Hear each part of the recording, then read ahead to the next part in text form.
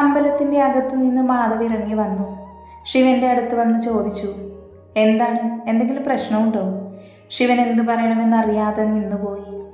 ഈ വിവാഹം മുടങ്ങിയ വർമ്മ ഗ്രൂപ്പിൽ നിന്ന് പ്രൊജക്റ്റ് നഷ്ടമാകും. എന്ത് ചെയ്യണമെന്നറിയാതെ അയാൾ വലഞ്ഞു. ശിവനൊന്നും മിണ്ടാതെ നിൽക്കുന്നത് കണ്ടതും മാധവിന് എന്തൊക്കെയോ സംശയം തോന്നി. ശിവ, താൻ എന്തോന്നും പറയാത്തത്? എന്തെങ്കിലും പറയുന്നുണ്ടോ? മാധവ് കുറച്ച് ദേഷ്യത്തിൽ ചോദിച്ചതും അയാൾ പറയാൻ തന്നെ തീരുമാനിച്ചു. അത് പിന്നെ രേഷ്മ. എന്താ ശിവ, എന്താണെങ്കിലും പറഞ്ഞു, നമുക്ക് സമയമായിക്കൊണ്ടിരിക്കുക. രേഷ്മയെ കാണാനില്ല മാധവ്, അയാൾ എങ്ങനെയോ പറഞ്ഞൊപ്പിച്ചു. കാണാനില്ല എന്നോ? താൻ എന്താണോ പറയണേ? മാധവ് ഞെട്ടി ആകെ ടെൻഷനായി. അതെ, അവളെ കാണാനില്ല. എന്ത് ചെയ്യണമെന്നറിയില്ല. എന്ത് ചെയ്യണമെന്നറിയില്ലെന്നോ? എന്ത് ചെയ്താലും വേണ്ടില്ല, വിവാഹം നടക്കണം. ഇല്ലെങ്കിൽ പിന്നെ തനിക്കറിയാലോ. മാധവ് കുറച്ച് ദേഷ്യത്തിൽ തന്നെ ശിവനോട് പറഞ്ഞു.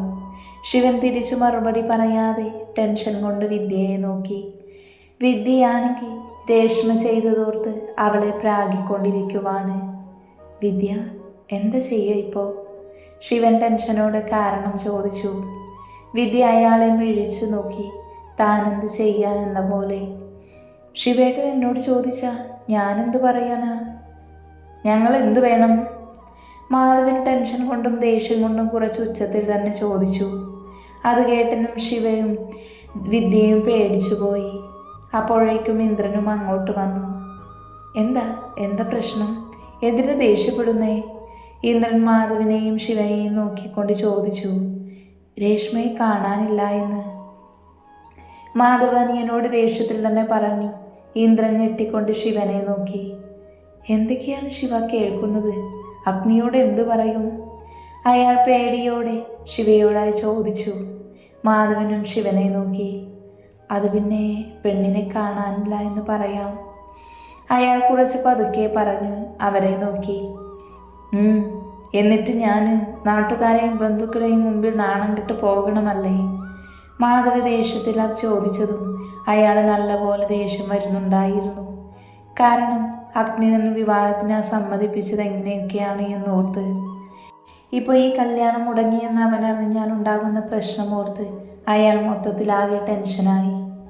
ഒരു തീരുമാനം പെട്ടെന്നുണ്ടാകണം, ഇല്ലെങ്കിൽ പിന്നെ ആലോചിക്കാൻ പോലും അവൻ സമയം തരില്ല. അയാൾ അനിയനെ നോക്കി. അയാളും എന്തൊക്കെയോ ചിന്തിക്കുവാണ്. ശിവ, ഇതിന് പരിഹാരം ഉണ്ടാകണം. അറിയാലോ, ഇല്ലെങ്കിൽ അഗ്നി എന്തൊക്കെ ചെയ്യുമെന്ന്. അത് കേട്ടതും ശിവൻ പേടിച്ച് അയാളെ നോക്കി നിന്നു. ഞാനെന്ത് ചെയ്യും? അയാളൊന്ന് ആലോചിച്ചു. അപ്പോഴാണ് ലച്ചുവിനെ ഓർമ്മ വന്നത്. അതെ, അവളെ കൊടുക്കാം. അതാകുമ്പോൾ പ്രശ്നം ഉണ്ടാകില്ല. വിദ്യ പ്രശ്നം ഉണ്ടാകുമോ എന്ന് അയാൾ ഭയപ്പെട്ടു. സമയത്തിന് മുൻപ് കുട്ടി വരും. ശിവൻ പറയുന്നത് കേട്ട് ഇന്ദ്രനും മാധവും വിദ്യയും അയാളെ ഒന്ന് നോക്കി. വരുമെന്നോ? അപ്പോൾ അവൾ ഇവിടെയുണ്ടോ? വിദ്യ ചോദിച്ചതും അതേ സംശയം തന്നെയാണ് ഇന്ദ്രനും മാധവനും. അപ്പം പിന്നെ കാണാനില്ല എന്ന് നിങ്ങൾ പറഞ്ഞത്? ഇന്ദ്രൻ ശിവനോടായി ചോദിച്ചു. രേഷ്മയല്ല, ഞാൻ എൻ്റെ ചേട്ടൻ്റെ മകളുണ്ട്, അവളുടെ കാര്യമാണ് പറഞ്ഞത്. അയാൾ കുറച്ച് മടിയോടെ അവരോട് പറഞ്ഞു. അവർ ഒന്നും മനസ്സിലാകാതെ നിന്നു. ശിവൻ പറയുന്നത് കേട്ട് ഞെട്ടി നിന്ന വിദ്യ, നിങ്ങൾ എന്താ മനുഷ്യ പറയുന്നത്? അവിടെയോ? നടക്കില്ല, ഞാൻ സമ്മതിക്കില്ലതിന്. ശിവയോട് അവൾ ദേഷ്യപ്പെട്ടു. ഇത് കേട്ടതും അവരും പരസ്പരം ഒന്ന് നോക്കി നിന്നു. ശിവയാണെങ്കിൽ വിദ്യയെ ദേഷ്യത്തോടെ നോക്കി നിൽക്കുവാണ്. ശിവൻ പറഞ്ഞത് മനസ്സിലായില്ല. മാധവ് വീണ്ടും ചോദിച്ചു. എൻ്റെ ചേട്ടൻ്റെ മകൾ ശ്രീലക്ഷ്മി, അവളെയാണ് ഞാൻ പറഞ്ഞത്. അത് മനസ്സിലായി, പക്ഷേ ഈ സമയം ആ കുട്ടി ഇതിന് സമ്മതിക്കുമോ? അയാൾ കുറച്ച് ടെൻഷനോടെ ചോദിച്ചു. ഇന്ദ്രനും അതേ ടെൻഷൻ തന്നെ. ഞാൻ പറഞ്ഞാൽ അവൾ കേൾക്കും. അച്ഛനും അമ്മയും പോയപ്പോൾ ഞങ്ങളാണ് അവളെ വളർത്തിക്കൊണ്ട് വന്നത്. അതുകൊണ്ട് കാര്യം പറഞ്ഞ അവൾ അനുസരിക്കും. അയാൾ കുറച്ച് സന്തോഷത്തോടെ അവരോടായി പറഞ്ഞു. എല്ലാം കൂടെ കേട്ടതും വിദ്യയ്ക്ക് ദേഷ്യമടക്കാനായില്ല.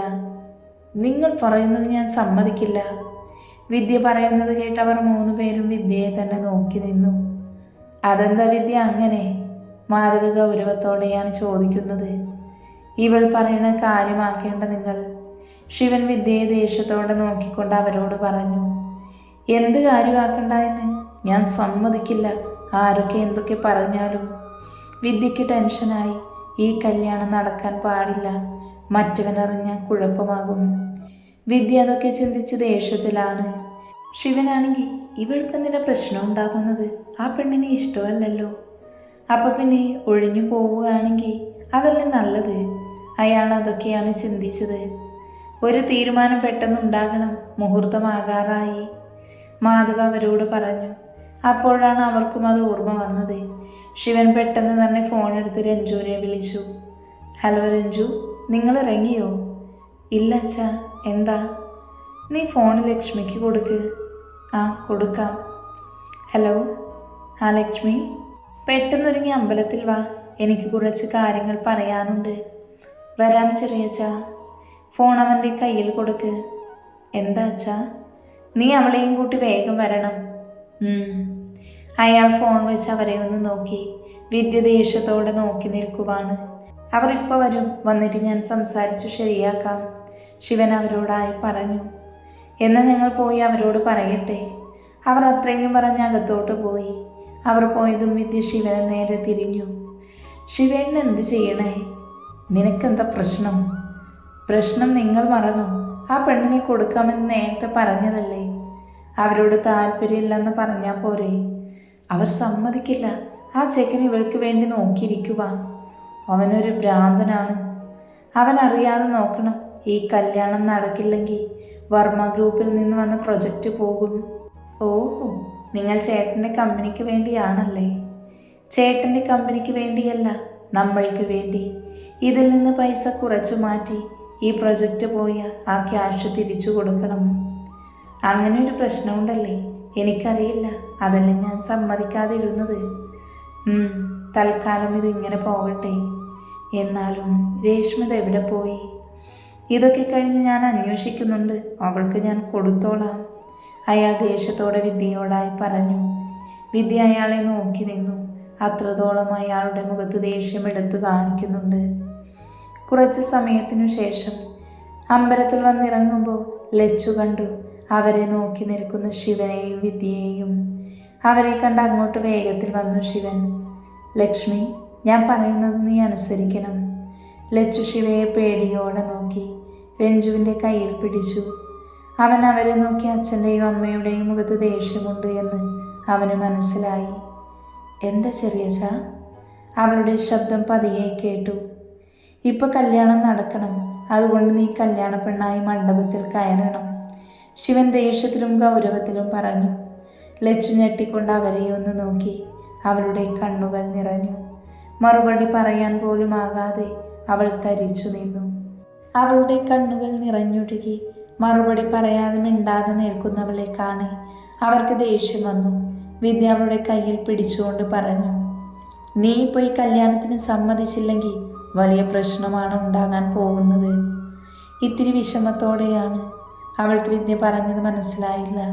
അത് കണ്ട് ശിവൻ അവളോട്, കല്യാണം നടന്നില്ലെങ്കിൽ കമ്പനിയിൽ പ്രശ്നം ഉണ്ടാകും, അതുമാത്രമല്ല തറവാടിന് നാണക്കേടുണ്ടാകും. ഇനിയും നിനക്ക് സമ്മതമല്ലെങ്കിൽ നിന്നെ നിർബന്ധിക്കുന്നില്ല, അവൾ അവസാനം എന്ന പോലെ പറഞ്ഞു. ഇപ്പം സംഭവിച്ച മാനക്കേട് നീ സമ്മതിച്ചാൽ മാറും, ഇല്ലെങ്കിൽ ഞങ്ങൾ ആത്മഹത്യ ചെയ്യേണ്ട അവസ്ഥയാകും.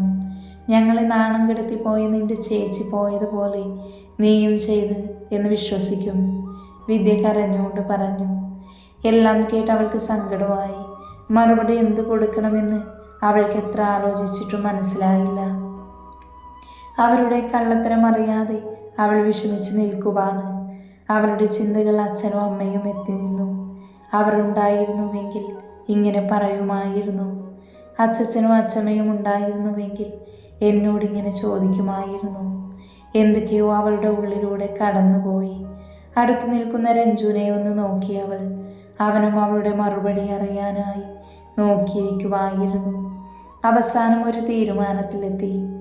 അച്ഛനും അമ്മയും പോയപ്പോഴും അച്ഛനും അച്ഛമ്മയും പോയപ്പോഴും തന്നെ നോക്കിയതും പഠിപ്പിച്ചതും എല്ലാം ചെറിയച്ഛയും ചെറിയമ്മയുമാണ്.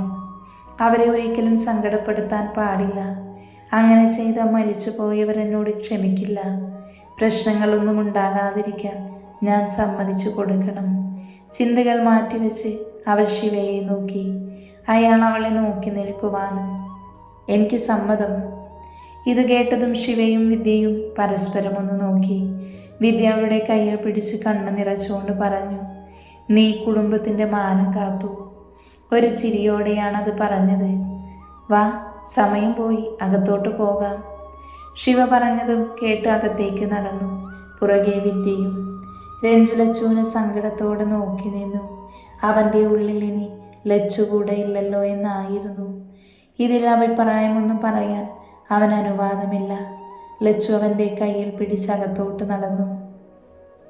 ഇതേ സമയം അമ്പലത്തിൽ മാധവനും ഇന്ദ്രനും അച്ഛൻ്റെയും അമ്മയുടെയും അടുത്തേക്ക് നടന്നു. അവരോട് കാര്യങ്ങൾ പറയാൻ തുടങ്ങി. അച്ഛാ, കല്യാണം നടക്കും, പക്ഷേ പെണ്ണ് മാറി. നീ എന്തൊക്കെയാ പറയുന്നത്? അതച്ഛാ, ആ രേഷ്മയെ കാണാനില്ലെന്ന്. കാണാനില്ലെന്നോ? അവസാന നിമിഷം എന്തൊക്കെയാ നടക്കുന്നത്? അയാൾ നെഞ്ചിൽ കൈവച്ചു. ഇന്ദ്ര, എന്ത് സംഭവിച്ചത്? അമ്മ ഗൗരവത്തോട് ചോദിച്ചു. അമ്മേ, ആ പെണ്ണിനെ കൂട്ടിക്കൊണ്ടുവരാൻ പോയപ്പോൾ അവളവിടെ കാണാനില്ല എന്ന് അയാൾ അമർഷത്തോടെ പറഞ്ഞു. അഗ്നിയോട് എന്തു പറയുമെന്നാണ് എൻ്റെ ടെൻഷൻ. ഈ കല്യാണം തന്നെ കഴിക്കാൻ ഞാൻ എത്ര കഷ്ടപ്പെട്ടു എന്നറിയുമോ? അവനിങ്ങോട്ട് വിളിക്കാം, അമ്മ തന്നെ പറഞ്ഞു അവനോട്. മാധവ് പറഞ്ഞുകൊണ്ട് അഗ്നിയെ വിളിക്കാൻ പോയി. കിരണും കാർത്തിയുമായി സംസാരിച്ചുകൊണ്ട് നിൽക്കുവാണ് അവൻ. അഗ്നി, അയാൾ വിളിച്ചതും അവർ തിരിഞ്ഞു നോക്കി. എന്താ അച്ഛാ? നിന്നച്ഛമ്മ വിളിക്കുന്നു. എന്താ കാര്യം? അവൻ്റെ മുഖം ഗൗരവമായി. അതമ്മ പറയും. അയാൾ പറഞ്ഞതിന് അവൻ മറുപടിയൊന്നും പറഞ്ഞില്ല. അവൻ കിരണിനെ നോക്കി മാധവൻ്റെ കൂടെ നടന്നു. എന്താ അച്ഛമ്മ എന്നെ വിളിച്ചത്? അഗ്നി ചോദിച്ചു.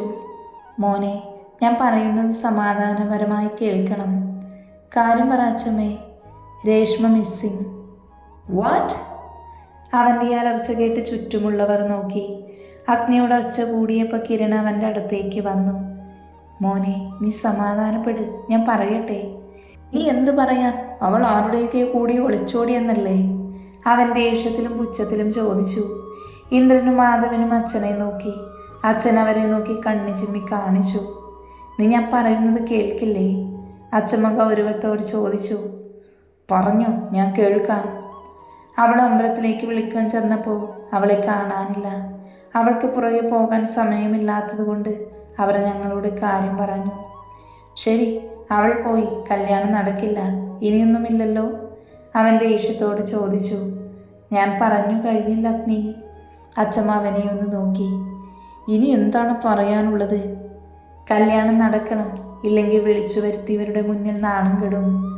അതിനിപ്പോൾ കല്യാണം നടത്താൻ പെണ്ണില്ലല്ലോ? അവൻ ദേഷ്യത്തോട് ചോദിച്ചു. ഒരു പെൺകുട്ടിയുണ്ട്. അവൻ്റെ കണ്ണുകൾ ചുരുങ്ങി. ആരാണ്? സംശയത്തോടെ അവർ ചോദിച്ചു. രേഷ്മയുടെ അനിയത്തി. അച്ഛമ്മ പറയുന്നത് കേൾക്കുന്നോറും അവൻ്റെ മുഖം ദേഷ്യം കൊണ്ട് വലിഞ്ഞു മുറുകി. അവൻ അലറിക്കൊണ്ട് പറഞ്ഞു. സമ്മതമല്ല, എനിക്ക് സമ്മതമല്ലാന്ന്. അവൻ്റെ മറുപടി ഇത് തന്നെയായിരിക്കുമെന്ന് അറിയാവുന്നത് കൊണ്ട് അവർക്ക് വലിയ ഞെട്ടലൊന്നും ഉണ്ടായില്ല. അഗ്നി, നീ ഒന്ന് മനസ്സിലാക്കണം, എല്ലാവരും ഒരുപോലെയല്ല. അതുമാത്രമല്ല, ഇപ്പം നാണം കെടാൻ പോകുന്നത് കുടുംബം മൊത്തമാണ്. അച്ഛൻ അവനെ നോക്കി വിഷമത്തോടെ പറഞ്ഞു. നിനക്ക് സമ്മതമല്ലല്ലോ, അപ്പോൾ പിന്നെ ഇനി എന്നെ നോക്കണ്ട, ഞാൻ ഇറങ്ങുന്നു. അച്ഛമ്മ അവനോട് പറഞ്ഞുകൊണ്ട് അപ്പച്ചൻ നേരെ തിരിഞ്ഞു. അഗ്നി, നീ ഇപ്പം സമ്മതിക്കടാ, ബാക്കി നമുക്ക് പിന്നെ നോക്കാം. കിരൺ അവൻ്റെ കയ്യിൽ പിടിച്ചു പറഞ്ഞു. അഗ്നി കിരണിനെ ഒന്ന് നോക്കി.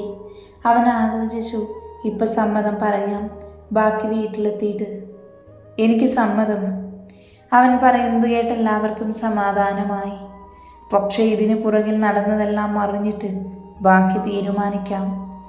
ബാക്കി കൂടെ അവരെ നോക്കി അവൻ പറഞ്ഞു നിർത്തി. അതൊന്നും അവർക്കൊരു പ്രശ്നമല്ലായിരുന്നു. എങ്ങനെയെങ്കിലും അവനിതിന് സമ്മതിക്കണം, അത്രയേ അവർക്കുണ്ടായിരുന്നുള്ളൂ.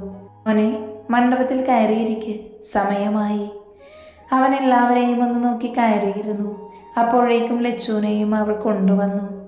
ലക്ഷ്മി, കയറിയിരിക്ക്, സമയമായി, ശിവൻ അവളോടായി പറഞ്ഞു. ലച്ചു തലയാട്ടി കയറിയിരുന്നു. അടുത്തവൾ വന്നിരുന്നത് അറിഞ്ഞിട്ടും അഗ്നി നോക്കിയില്ല. ലച്ചു പേടിച്ചു വിറച്ച് തല താഴ്ത്തിയിരുന്നു. പൂജാരി മന്ത്രം ചൊല്ലി താലിയെടുത്ത് മാധവൻ്റെ കയ്യിൽ കൊടുത്തു. അവൻ്റെ കണ്ണുകൾ ചുവന്നു കലങ്ങി. മുഖം വലിഞ്ഞു മുറുകിയിരുന്നു. താലി കെട്ടിക്കോളൂ. അവൻ താലി വാങ്ങി അവളെ ഒന്ന് നോക്കി. ആരെയും നോക്കാതെ തല താഴ്ത്തി വെച്ചിരിക്കുവാണ് അവൾ. അവളിൽ നിന്ന് മുഖം മാറ്റി അവൻ താലി കെട്ടി. വാതിൽ തട്ടുന്നത് കേട്ട് അവൾ ആലോചനയിൽ നിന്ന് പുറത്തു വന്നു. ലച്ചു, നിന്റെ കുളി കഴിഞ്ഞില്ല ഇതുവരെ? എത്ര നേരമായെന്നറിയുമോ? പുറത്തുനിന്ന് കല്ലു ചോദിക്കുന്നത് കേട്ട് അവൾ വേഗം കുളിക്കാനൊരുങ്ങി. ഇപ്പൊ വരാൻ കല്ലു, മറുപടി പറഞ്ഞുകൊണ്ട് അവൾ കുളിക്കാൻ തുടങ്ങി. കുറച്ച് സമയത്തിനു ശേഷം അവൾ പുറത്തു വന്നു. കല്ലു അവളെ കാത്ത് ബെഡിലിരിക്കുവാണ്. കല്ലു അവളെ കണ്ടൊന്ന് ചിരിച്ചു. വാലച്ചു, ഇവിടെ ഇരിക്ക്. തൻ്റെ അടുത്ത് അവളെ ഇരിക്കാനായി അവൾ വിളിച്ചു. ചുണ്ടിൽ ചെറുപുഞ്ചിരിയോടെ ലച്ചു അവളുടെ അടുത്തായി വന്നിരുന്നു.